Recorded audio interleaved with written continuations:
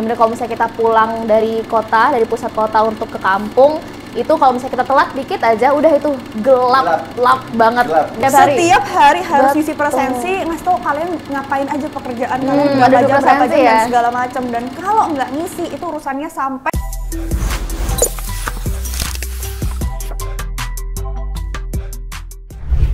Halo Smart People semuanya, balik lagi sama aku Arsya di podcast Ngobrol Delete, ngobrolin digital lifestyle. Semoga kalian nggak bosen ya lihat mukaku. Kemarin aku udah bilang, Mas Karim pensiun, jadi kalian akan stuck dengan aku sampai waktu yang tidak ditentukan, oke?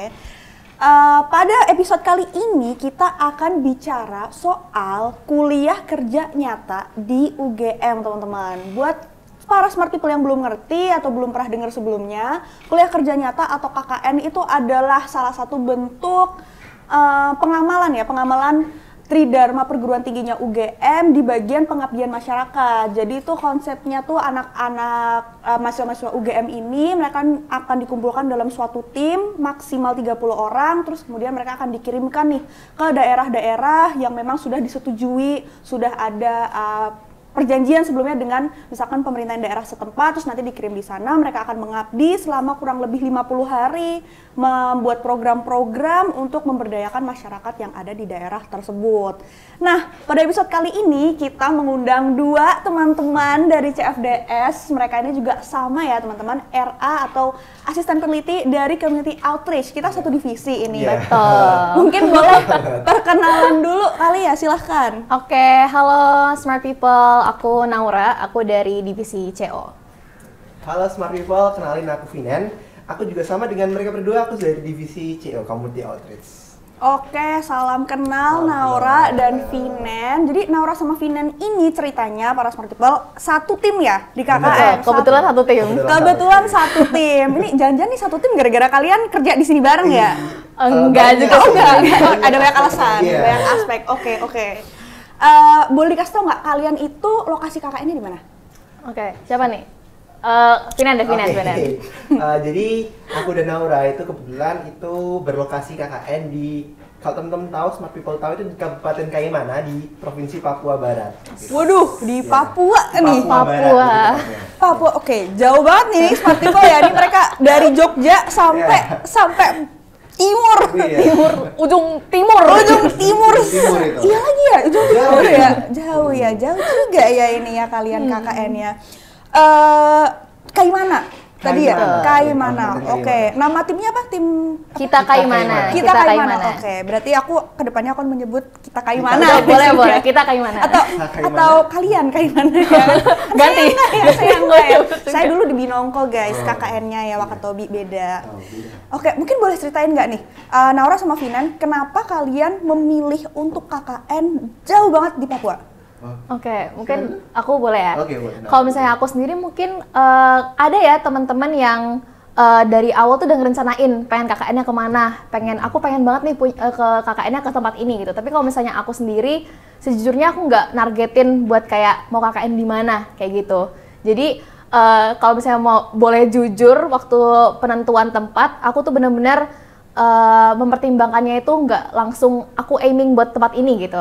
Bener-bener karena waktu itu kebetulan tim pengusungnya udah terbentuk dan aku ada di bagian tim pengusung, dan dari hasil diskusi ada dua opsi waktu itu. Kita mau antara ke K atau mau ke Kaimana nih teman-teman kayak gitu. Dan dari berbagai pertimbangan dan segala macamnya, akhirnya kita lebih memilih untuk ke Kaimana saat itu.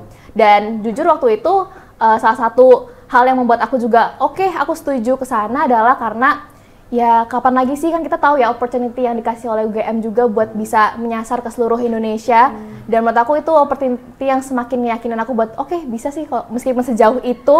Tapi kayak kapan lagi kalau misalnya tanpa KKN ini aku ke sana tuh kapan lagi gitu. Dan juga emang nggak bisa dielak juga ya, kita sering banget juga lihat di sosial media dan segala macam, kita tahu kalau misalnya emang teman-teman kita yang ada di daerah timur Indonesia tuh yang emang sebenarnya butuh untuk kita bantu gitu, berdayakan, betul. Butuh pengabdian nih dari teman-teman di sini. Oke. Itu kalau aku sih. Kalau dari aku sendiri sebenarnya nggak beda-beda jauh dari Naura, nggak usah muluk-muluk deh. Waktu pertama kali tahu dan dengar Kaimana, aku langsung searching itu Kaimana Papua Barat. Dan wow, di Google itu indah banget gitu. Indah Jadi banget. kayak sekalian liburan lah, kapan sekalian liburan gitu Mumpung kan. ya, Jadi, mumpung bener ya, banget, mumpung. Bener banget. Jadi pun juga dari UGM waktu periode 2 KKN itu sangat terbuka lebar kesempatan kemanapun. Nah, dan ya kami ada di Papua Barat dan puji Tuhan itu dapat pendanaan dari UGM. Jadi kayak kapan lagi gitu bisa KKN agak jauhan dikit tempatnya Agak bagus. jauhan Agak dikit. jauh dikit, dikit aja dikit ya, dikit. Jauh Agak dikit. jauh gitu. Terus didanai oleh UGM, terus bisa lihat budaya baru, orang-orang yang nggak pernah kita temuin sebelumnya dan tantangan baru aja sih buat kita berdua. Iya, karena untuk pasti bisa ke Kaimana Iya, itu. tempatnya jauh dan pasti culture dan juga apa yang ada di sana tuh pasti bakal beda banget gitu. Oke, berarti tadi kan kalian menyebutkan kayak 2 opsi nih, ada K dan juga Kaimana. Itu kan opsinya semuanya tuh mengarah ke Indonesia bagian timur Iya, nih, sebenarnya gitu. betul. Berarti emang preferensi dari awal tuh kalian lebih ingin untuk menyasar daerah-daerah Indonesia bagian timur. Karena sebetulnya kan bisa aja ke Sumatera misalkan. Betul, bisa Sumatera.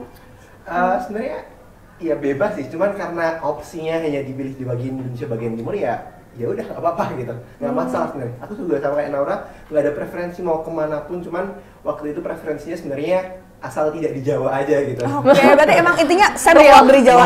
Mau cari Mencari budaya luar baru juga gitu. betul. Oke. Mungkin emang kalian nih suka ini ya, suka menantang diri sendiri ya emang kan. Karena kan ketika aku udah keluar ya, gimana pun juga kan kita tahu di Jawa itu kan memang pusat masyarakat, Benar. hubnya Betul. orang Indonesia Raya lah. Di sini kita emang paling banyak di sini Jawa, dan segala Jawa. macam pembangunan memang paling banyak di Jawa gitu. Jadi ketika kalian memilih untuk keluar dari Jawa itu sama aja kalian memilih keluar dari comfort zone kalian. Betul. Iya. Sejujurnya Iya ya. kan? Iya kan? Berarti kalian tuh dengan kalian mencantumkan Kaimana nih kalian udah sepakat oke kita pasti akan keluar dari zona nyaman kita. Nah, mungkin boleh nggak kalian ceritakan apa sih tantangan-tantangan yang kalian hadapin gitu Aduh. Wah. di sana, tantangan nih. Kita mulai dari tantangan dulu. Oke, mungkin sebelum ke tantangan nih, mungkin boleh sedikit dah menjelaskan kami itu sebenarnya di kampung apa. Jadi Boleh, kami itu silakan. KKN di 2 kampung, ada Yes. Kampung Marsi dan Kampung Sisir. Nah, secara geografis itu kampung kami itu berada dalam satu teluk gitu, namanya Teluk Bicari. Oke. Nah, itu di dalam satu teluk itu ada sekitar 5 kampung ya. Ada Iya. Kampung Marsi, Kampung Sisir, Murano, Fromajaya dan Mai-mai. Mai begitu. Nah, kami ada di Kampung Marsi. Nah, kebetulan kampung kami itulah kampung yang paling dekat dengan akses ke kota gitu. Jadi Yes. kalau ke kota itu kami hanya melalui jalur darat saja. Betul. Mungkin sekitar 15 sampai 20 menit ya. Nah, Oke. sedangkan 4 kampung lainnya itu harus melewati jalur laut baru jalur darat gitu. Betul. Kayak harus lewat kampung kami dulu ke kota. Oke. Jadi akses ke kota pasti lewat kampung Kampung gitu. Sisir Betul. tadi ya? Kampung Marsi. Oh, Kampung Marsi, sorry. Oke. Kebetulan aku dan Naura di Kampung Marsi gitu. Betul. Jadi ada satu tim lagi di Kampung Sisir. Ya, jadi kita dibagi 2, 15 orang di Kampung Marsi, 14 orang ada di Kampung Sisir. Yang itu juga agak nyebrang juga untuk ke agak kampung nyebrang. sebelah. Oke, pakai speedboat tuh jangan. Iya, pakai Oh, Apa ya namanya di sana longboat. Longboat. Kalau di sana Longboat, bilangnya oke. Viber. Viber. Viber kan, Viber. Viber Oke, gitu. Perahu lah, Iya, dasarnya. perahu. Nah, dari situ tuh akses ke kota sebenarnya gampang-gampang susah sih, karena cukup dekat aja, cuman karena jalannya cukup terjal ya, jadi naik turun dan Dan jalannya belum masih semen sih, ya, belum belum aspal. semen. Belum aspal. belum aspal, masih berbatu itu jadi Iya. kayak cukup berbahaya apalagi kalau hujan atau malam gitu, karena Betul. itu melewati Licin tengah-tengah gitu ya. hutan ya. Iya, kayak kirinya jurang, kanannya hutan gitu. Kayak gitu. Terus kayak masih batu-batuan semua. Jadi emang dekat, tapi Aksesnya susah agak aja. gitu. iya.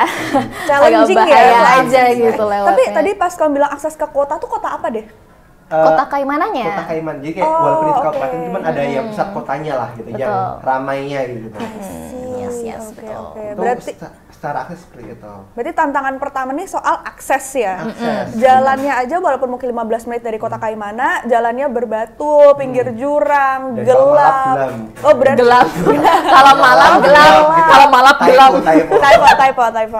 Ngomong-ngomong tadi gelap nih, apakah di sana akses listriknya susah atau gimana nih? Sebenarnya kalau yang di kampung kita, yang di Marsi, kampung kami itu tuh masih Udah udah ada 24 jam dari PLN juga Dari ya PLN. untuk listriknya. Cuman Oke. emang untuk kampung-kampung yang lainnya yang di satu teluk tadi itu tidak semuanya ada dapat akses listrik. Salah satu contohnya kayak di Sisir, kampung yang subunit kita satunya lagi.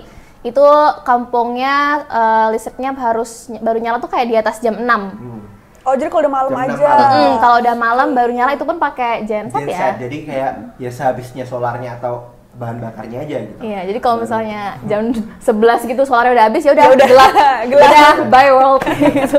Ya, jadi kalau ada apapun juga dari listrik itu aja, dari solar itu aja. Oke. Betul. Jam tertentu itu Iya, aja. tapi Setelah kalau gitu.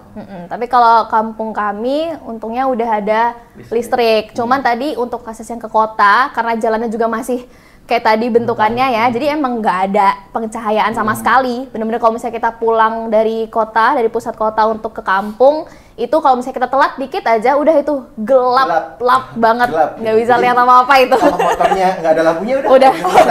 Motornya juga pada ada yang nggak ada lampunya nih. ada aja gitu. True. Oke, selain tadi tantangan soal akses dan jalan gitu, ada lagi nggak? Mungkin yang paling terasa buat kami adalah sinyal kali ya. Iya. Jadi, Oke, sinyal. tadi kan ada 5 kampung dalam satu loop, cuman hanya ada satu kampung aja yang punya tower sinyal internet gitu, yaitu kampung Murano kalau nggak salah. Tower BTS nih, jangan. Wah, Bukan. aduh. Beda. Lain Beda. waktu ya teman-teman. Lain Beda waktu. ya, beda ya. Edisi lain, episode lain. Episode lain. Lanjut. Nah, hanya ada satu kampung yang punya tower sinyal, sedangkan sebenarnya kampung kami itu sedang dibangun, cuman masih waktu kami di sana masih belum beroperasi aja gitu. Jadi sinyal itu cukup jauh gitu dari kampung sebelah dan itu membelah lautan lah ya. Membelah lautan gitu. Ngamin lu tuh. Jadi untuk sinyal itu juga cukup susah gitu. Jadi barnya cuma satu tuh. Ya, kami cuma bisa ngirim WhatsApp aja kalau misalkan Betul. siang gitu. Iya. Dan loading foto video di WhatsApp pun cukup lama ya. Ya, padahal cuma berapa KB kan kalau misalnya kita kirim foto tuh ya ampun, lama banget. Lama itu. Iya, jadi kita kalau misalnya mau apa ya, kan KKN ada administratifnya dan segala macam, Iya, diisi iya. master yang bukanya agak gitu. Nah, itu kita udahlah berpasrahkan diri kepada Yang Maha Esa ya, karena emang Gua aja itu. iya, sinyalnya itu untung-untungan banget sih. Kita sering banget kita tuh ngalamin yang no service 1 hari penuh no service kayak gitu. Bener-bener kayak bahkan kayak untuk telepon pun telepon biasa tuh ya? juga nggak bisa gitu, nggak cuma internet aja. Jadi kalau misalnya kita mau administrasi kayak presensi, ngisi segala macamnya harus membutuhkan internet itu di jam-jam tertentu aja. Kayak misalnya jam 1, biasanya kita 1 malam. jam 1 malam tuh biasanya kencang tuh. Jadi kita biasanya pada tidur, besok kayak jam 1 ngisi master. Ada pengecualian juga. Kalau misalkan di Betul. jam tertentu seperti itu, yang lain pada ngisi, yang lain nggak bisa. Jadi kayak Ngantri semakin banyak ini. yang ngisi, semakin nggak bisa. Iya. Padahal ber-15 nih kalian. Iya, ber-15 aja gitu. Jadi kayak sama aja sih sama aja. sebenarnya. Kalau Iya. misalkan emang udah nggak kuat tuh malam-malam, ya udah kami harus ke kota untuk cari sinyal gitu.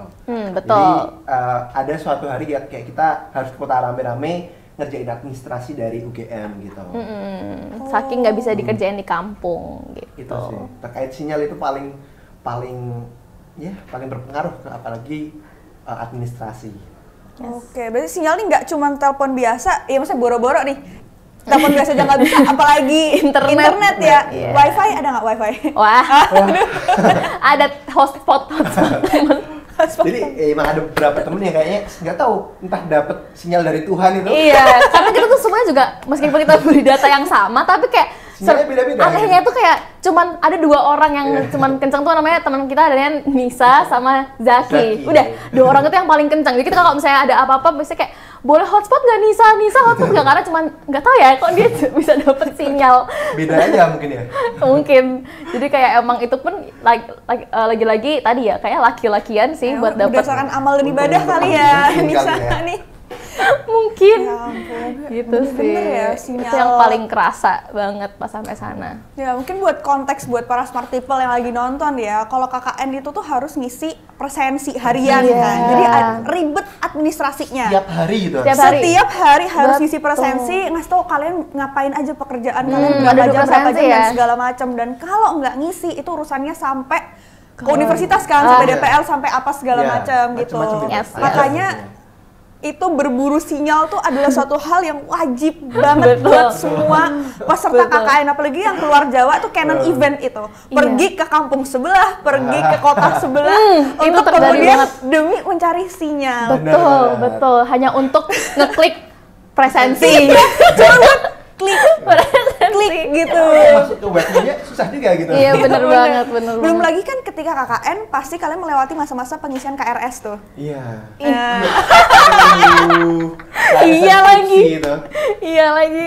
Evaluasi dosen juga itu. Oh Aduh, iya. dom lah, ada yang war KRS. Ah. Itu tuh itu. war KRS. Jadi kan Smart People kan biasalah kalau awal semester baru mulai Betul. kita kan akan memilih kelas tuh. Nah, pasti kan war dong. Ada kelas-kelas Ada yang rebutan emang Yes, favorit nih. Kelas-kelas favorit nih yang kita rebutan tuh, bayangin tuh mereka nge-war dari kayak mana coba. Iya. Itu skema KRS tuh ada skemanya sendiri lagi. Iya. Jadi karena saking kita nggak bisanya akses internet di sana, jadi waktu mendekati masa-masa periode untuk pengisian KRS, kita menyusun sebuah skema. Oke, kita data dulu siapa yang KRS tanggal sekian, siapa KRS tanggal sekian, karena kita harus ada rencana buat ke kota. Jadi kayak bergantian gitu loh, kayak misalnya si apa ya, contohnya kayak misalnya FKH KRS-nya tanggal segini sampai segini, FH tanggal segini sampai, kan kebetulan beda-beda ya tiap fakultas ya, suka periodenya gitu. Jadi kita harus nyusun dulu jadwal supaya bisa gantian ke kota buat war KRS. Itu sih. Berarti harus direncanakan Iya, secara iya. sangat-sangat detail ya Betul. ini ya. Karena transportasi juga kita cukup sulit sih di sana buat akses. Kita nggak bisa semudah itu untuk bolak-balik ke kota gitu. Oke. Yes. Kalau masyarakat di sana gimana? Menurut sepenglihatan kalian nih, seterpapar apa sih mereka dengan misalkan hal-hal yang berbau digital gitu loh? Apakah mereka juga seseorang yang aktif menggunakan misalkan handphone untuk sekedar alat komunikasi, atau mungkin di sana ada nggak yang mainan TikTok, mungkin mainan Oke. IG gitu? Penglihatan kalian gimana tuh? Oke. Sebenarnya kalau masyarakat di sana itu ya sudah terpapar terkait teknologi ini gila ya, HP, TikTok, Pemuda sih, WA, tapi iya. pemuda. Cuman nggak semua masyarakatnya menggunakan HP juga gitu. Jadi Betul. kebanyakan pemuda, anak-anak, dan memang orang-orang yang punya kepentingan dalam konteks digital itu yang pasti punya HP gitu ya. Jadi kalau konteksnya TikTok, WA itu pasti ya beberapa ada, Betul. cuman nggak semua aja gitu. Benar-benar kayak mungkin jarang sih lihat yang maaf kayak misalnya mama bapak-bapak di sana yang mungkin pakai handphone gitu. Biasanya cuman udah pemuda-pemuda, itu pun yang mungkin ada misalnya pekerjaannya tuh di kota kayak gitu. Itu biasanya pasti ada handphone kayak gitu. Dan mungkin anak-anak kecil juga jarang banget ya kita lihat anak kecil mainan HP. Kalau misalnya mereka main HP Beda berarti emang lagi pinjem mamahnya atau kakaknya gitu untuk main HP. Nggak ada mabar ML di sana, nggak ada. Ya nggak ada, kita lagi ngerumpul gitu, kita nanya lagi ngapain, itu nggak ada yang kayak lagi ML gitu, nggak ada. Nggak ada iPad Kit itu ya? Oh, tidak ada. yang Waduh. ditaruh di sini ditonton. Sambil makan gitu, nggak ada. Nggak ada yang kayak gitu ya. Nggak ada yang kayak gitu. Jadi kayak mungkin tadi sih benar udah ada untuk yang kayak mungkin sosial media pemuda-pemuda ya, tadi balik Kepala lagi. desa itu pasti ada. Iya, cuman kalau yang lainnya sih menurut aku masih jarang sih untuk ditemukan yang pakai Dan handphone. secara komunikasi di sana tuh lebih efektif datang langsung ke rumahnya gitu. Betul. Jadi misal nih, saya, bahkan yang kepala desa yang punya HP aja harus datang ke rumahnya sekalian daripada nge-WA, karena cukup lama gitu balasnya kadang. Slow respon ya. Iya, karena Slow selain respon. sinyalnya mungkin datanya juga habis gitu. Iya, Jadi nggak benar, selalu benar. update aja terkait itu. Iya, jadi yang pengguna handphone pun nggak selalu kayak menggunakan secara maksimal gitu, efektif dalam mereka tuh lebih prefer untuk yaudah ketemu langsung, ngomong langsung kayak gitu. Dan itu berpengaruh juga sebenarnya sama program kerja yang kita laksanain selama KKN di sana ya. Karena kan banyak banget kita butuh yang namanya ini dong, kayak pengumuman untuk ngasih tahu kalau misalnya kita bakal ada program kerja. Iya, Dan benar. iya, Cara mengumumkannya iya, gimana gitu kan? kita ngebayanginnya oke, kita tinggal nyiapin broadcast, kita titip ke kepala desa buat di-share ke grup mungkin atau apa, tapi ternyata itu tidak bisa terjadi. Jadi kalau misalnya ada program kerja, kita memang harus ke kepala desa buat ngasih tahu, Bapak kita ada program kerjanya di minggu ini, ada di sini. Nanti Bapak kepala desa yang biasanya tuh mengumumkan ke masyarakat. Itu pun cara mengumumkannya masih unik Tua, ya. Jadi Bapak itu nanti malam-malam ada suara tua pengumuman akan ada program kerja kayak gitu. Dan kadang-kadang kalau misalnya kita nggak enak karena program kerja kan banyak ya, cukup banyak, jadi dan pengumuman terus di malam tuh. dan kepala desa juga urusannya nggak cuma kita ya. Iya, betul. Jadi kan lebih betul. Jadi kayak kadang-kadang kita lebih milih untuk kayak pinjem tuanya. permisi Bapak bisa pinjam tuanya. Jadi aku pernah deh beberapa kali ngumumin kayak keliling desa pakai motor. Oke, siap. Shalom, Bapak, Mama. akan diadakan program kerja oleh mahasiswa KKN besok pukul 7 malam kayak gitu. Keliling kampung. Oh, itu keliling. Iya. Aku pikir kayak di toa masjid. Jadi kan kayak sekali ngomong langsung berkumandang tuh ke satu desa semua bisa dengar. Toa yang toa guru penjas. Makanya yang punya si kepala desa. Makanya yang punya kepala desanya. Toa demo itu. Iya, jadi kita harus keliling desa, ngelilingin 4 RT itu buat ngumumin bakal ada program jauh-jauh gitu. Di rumahnya di ujung sana gitu. Masih belum lagi jalan yang iya, terus kayak ada yang ngelewatin lorong gelap yang hutan dulu untuk nyebrang ke RT sebelah kayak gitu-gitu. Jadi antar RT tuh bisa ada yang jauh, ada yang jauh. Bisa diselingin hutan gitu ya. Kebun atau hutan gitu. Jadi kebun sebenarnya. Cuman karena gede aja jadi. Jadi kita kayak ngerasain di hutan. Kebun. Jadi kayak bayangin aja tiap kali program kerja pasti kayak gitu. Kalau misalnya kita mau reminder dan gak ada toa, tok permisi mama, iya keliling kampung nih, iya betul. Udah kayak petugas pemilu. Iya, kita udah kayak usaha dana itu masuk kayak gitu sih. Jadi emang di sana penggunaan handphone, sosial media dan segala macam juga belum yang se-efektif itu untuk digunakan untuk hal-hal yang mungkin tadi yang penting sebenarnya ya buat sebenarnya kan iya mudah banget untuk kalau misalnya ada WhatsApp grup gitu misalnya BC gitu kan akan sangat mudah tapi sesimpel kayak misalnya ada rapat desa kayak gitu juga ngumuminnya toa nih pakai toa kita akan rapat kumpul di rumahnya siapa kayak gitu pakai toa. Tapi menarik ya, maksudnya aku ngelihatnya nih gini, kalau kita di sini ya, di Jogja atau mungkin di Jawa atau mungkin tempat-tempat yang besar ya, yang kita sinyal gampang, listrik gampang dan segala macamnya, itu HP atau gadget tuh udah jadi ibarat it's a part of our lifestyle gitu loh. Itu udah menjadi lifestyle. Nggak mungkin kita jalan keluar nggak bawa HP. Betul. Nggak mungkin gitu. Sekali nggak bawa HP nggak bisa bayar, nggak bisa QRIS tuh udah kelar. Udah, iya benar. Jadi kayak itu udah menjadi lifestyle. Dan pas kalian cerita tadi di sana bahkan pemuda aja mereka yang punya HP itu karena kebutuhan gitu loh. Karena mereka emang misal kerja di kota, mungkin kebutuhan untuk komunikasi untuk urusan kerjaannya gitu. Tapi selain itu kayak ya sudah itu nggak menjadi hal yang mereka terus-terusan pegang. Konsumsi sehari-hari. Ya walaupun di satu sisi sebetulnya lebih akan bisa membantu ya akan lebih efektif dalam misalkan persebaran informasi dan segala macamnya, komunikasi itu bisa lebih efektif. Tapi gimana kalian ngerasa apakah ada sebetulnya semacam breath of fresh air lah ketika kalian datang ke suatu daerah dan melihat ternyata semua orang itu metode bersosialisasinya tuh masih tradisional, quote and quote gitu. Iya, konvensional. Iya. Mereka nggak digital, bener-bener langsung interaksi langsung. Itu gimana tuh kalian? Awalnya sebenarnya sejak dulu gitu, karena kita kan ya ngiranya bisa lewat HP, efektif, nggak usah datang jalan-jalan yang jauh-jauh gitu. Cuman pada akhirnya ya lama-lama kita juga adaptasi dengan hal kayak gitu, kayak oh kita mau ada program kerja ya kita harus mendatangin mereka, harus silaturahmi dulu dan somehow itu juga memberikan kesan baik juga kalau kita misalkan bisa bersosialisasi dengan mereka. Kan kalau misalkan datang langsung kan lebih dekat juga ya. Maksudnya betul. Internasional dengan mereka gitu. Iya benar sih tadi sebenarnya justru kayak detox sih enak sih. Jadi kayak mungkin di awal-awal emang tersiksa banget ya karena baru pertama kalinya buka WA tuh ngirim pesan aja harus baru kekirim. Itu kayak ampun susah banget cuma mau ngabarin doang gitu.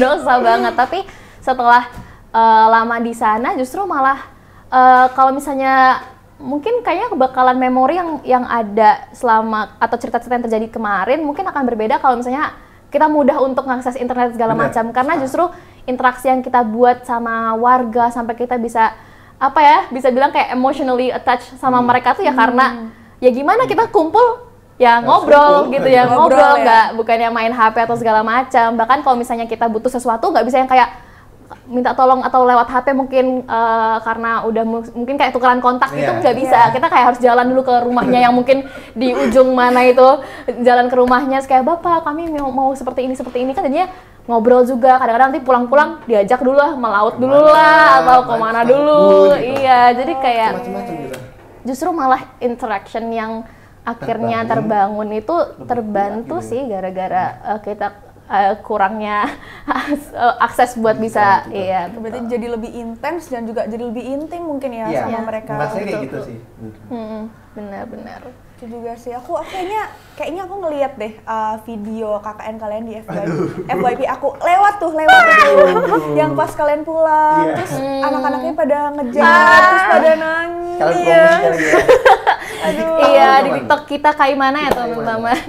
Jadi kita kayak mana. Coba kalian cek di TikTok itu pas aku lihat videonya Smart People bener-bener kayak ya ampun. Itu waktu kami perpisahan dan waduh nangis. Nangisnya nggak berhenti dari malamnya sampai di pelabuhan tuh nggak berhenti nangis warga-warganya. Jadi kayak mungkin apa ya, itu juga salah satu kesan yang paling membekas sih menurut aku karena hubungan yang ternyata emang nggak apa ya, ngerasa aja gitu kalau misalnya KKN kita tuh juga ternyata berkesan yang baik, meninggalkan kesan-kesan yang baik gitu, meskipun pasti adalah ngerasain kayak kayaknya program ini kurang gini deh, adalah regret kecil yang pasti dirasain ya kalau misalnya udah selesai semua atau permasalahan yang terjadi tuh.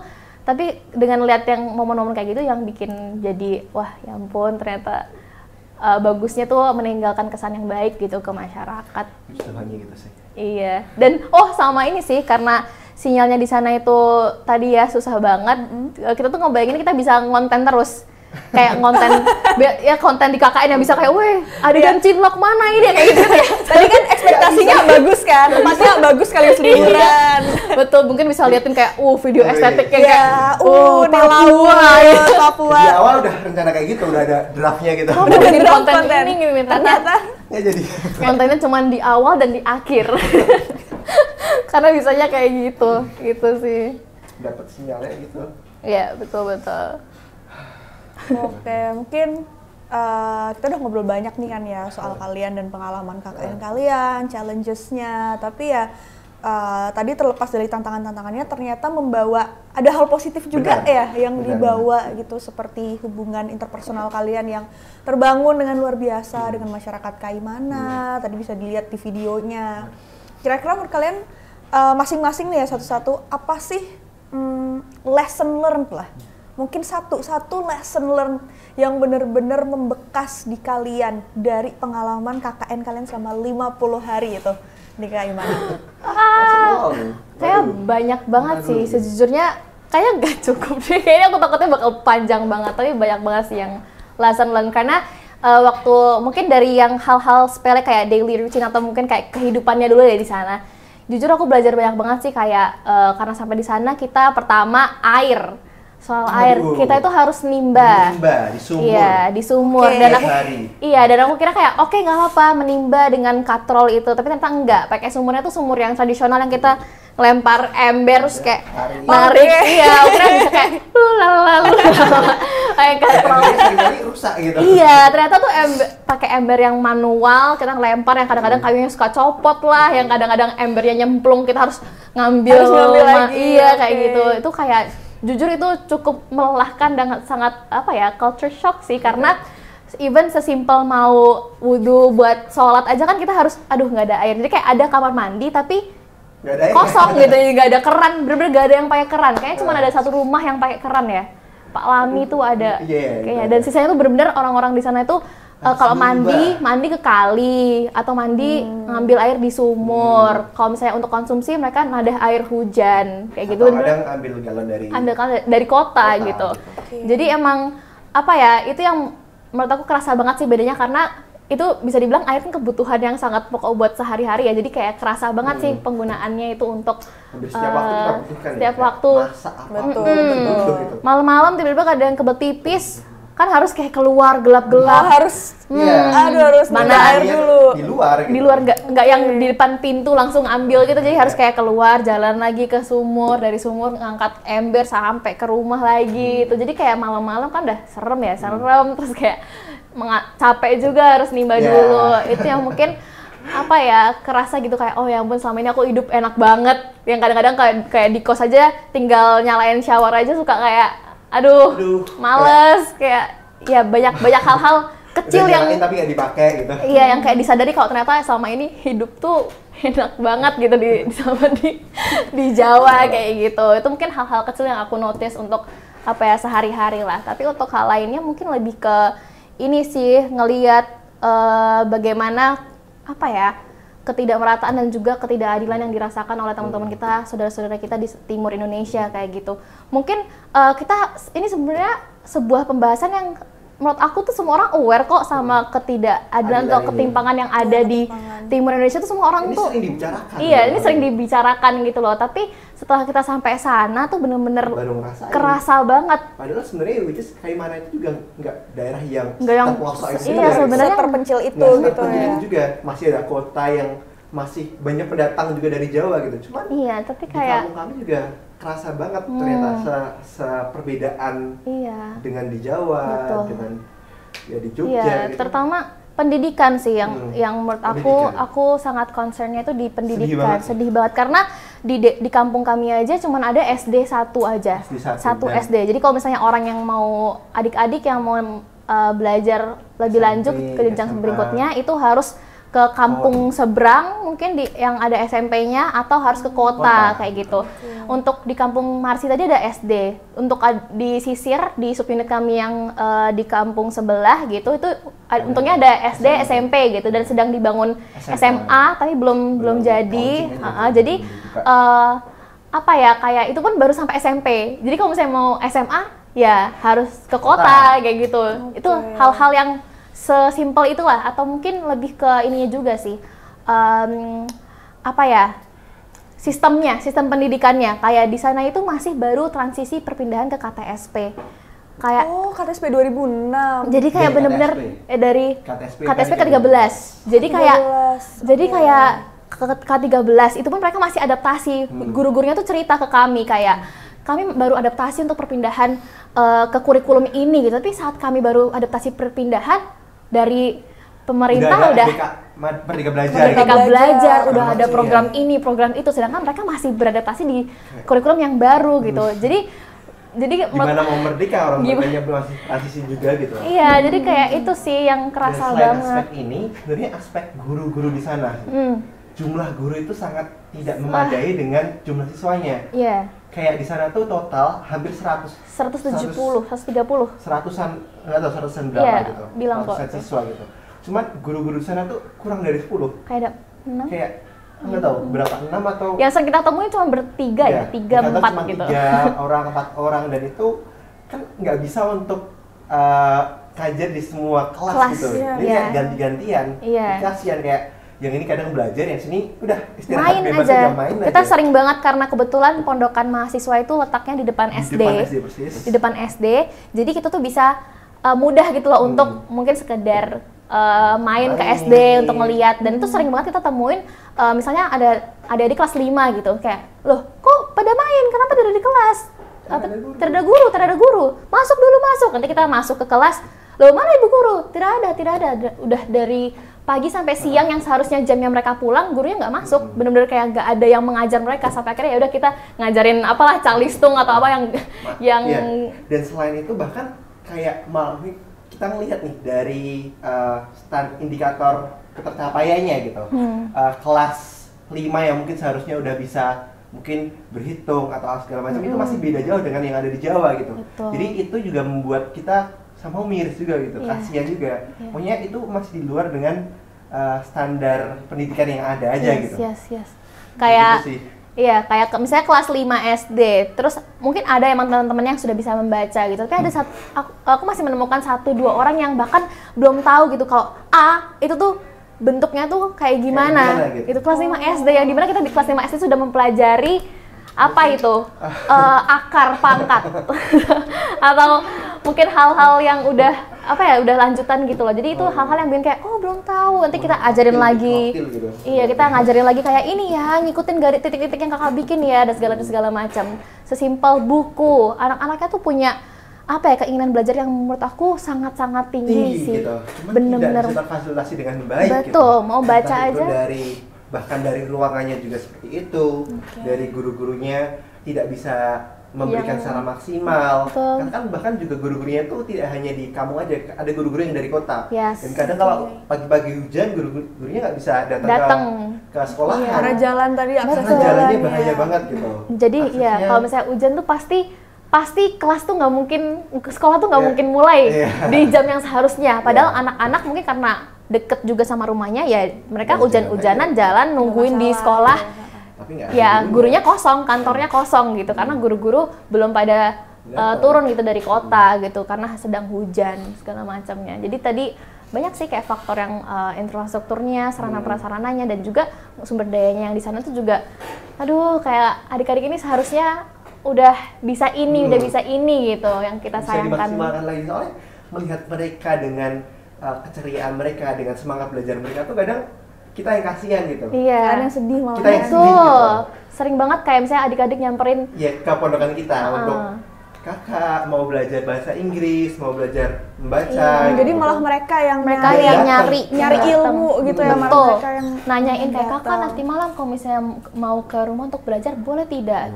Boleh datang saja yo. Nanti kalau misalnya kita sudah bilang, kalau misalnya kita bilang bisa, itu tuh mereka bakal pegang banget omongan kita. Mereka pasti datang malam-malam untuk kayak kakak, ayo kita belajar kayak gitu. Kita bilang ini nanti dipelajari ya di rumah ya, besok kita belajarnya yang ini gitu. Nanti dia beneran datang kayak kakak sudah dikerjakan kayak gini gitu.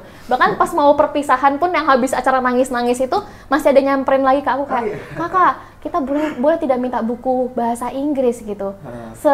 Kayak jarang aku menemukan adik-adik sekecil itu yang mungkin di lingkungan, setidaknya di lingkungan aku hidup ya, itu tuh jarang banget yang kayak keinginan belajarnya segitu, segede itu. Gitu sih, itu yang bikin sedih banget. Bahkan guru-guru juga cerita kalau misalnya mereka mau belajar baca karena nggak ada buku, nggak ada tempatnya juga, bilangnya kayak iya nanti kalau misalnya anak-anak ini mau belajar nanti biasanya mereka ke kantor untuk kayak bapak ibu ada buku yang bisa dibaca tidak untuk belajar. Itu sering banget. Iya, jadi yang penting ada buku lah, entah itu mungkin buku pelajaran gurunya atau apa, yang penting bisa buat belajar baca gitu. Ini sesuatu untuk mereka pelajarin gitu ya. Mereka mau lihat YouTube juga nggak ada sinyal juga gitu, jadi kayak benar. Oke, berarti ya tadi dari cerita teman-teman di sini ya, lesson learn-nya ada dari hal yang kecil gitu, misalkan bagaimana sebetulnya begitu mudahnya ya hal-hal yang kita bisa miliki di sini.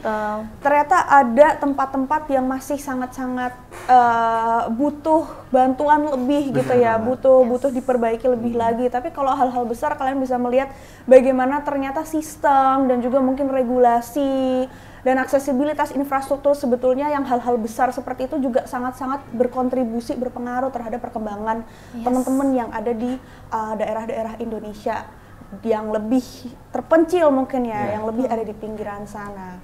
Oke, kita udah banyak ngobrol nih, teman-teman udah banyak banget ngobrol. Makasih banget ya buat Naura sama Vinen udah sharing soal pengalaman kalian di Kaimana.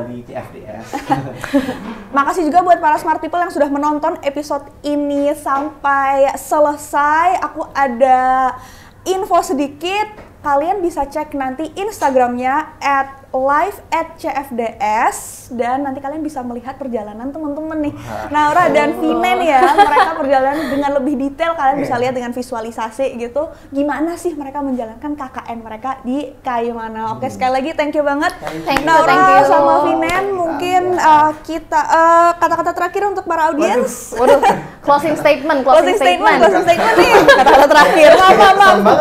Takut. Closing statement untuk para audiens yang menonton Smart People. Aduh, gimana ya untuk Smart People sebenarnya, kayak aku dan Naura yang sudah juga mengalami sedikit gitu dari apa yang selama ini kita alami di KKN, itu kita wajib bersyukur aja sih. Kita wajib bersyukur gitu. Wajib bersyukur. Paling Smart People itu kebanyakan mungkin tinggal di area Jawa, Sumatera yang akses internet, akses listrik itu sebegitu melimpahnya. Itu bener-bener wajib bersyukur karena ya untuk melihat dan untuk melihat apa yang orang lain alami di daerah timur itu ternyata semenyedihkan itu gitu loh. Jadi apa yang coba kita saat ini lakukan itu wajib untuk disyukuri dan pastinya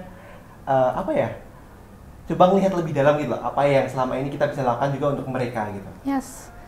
Sama sih, mungkin dari aku juga kita yang mungkin di sini punya akses yang lebih untuk terhadap hal-hal mungkin internet dan digital dan segala macamnya.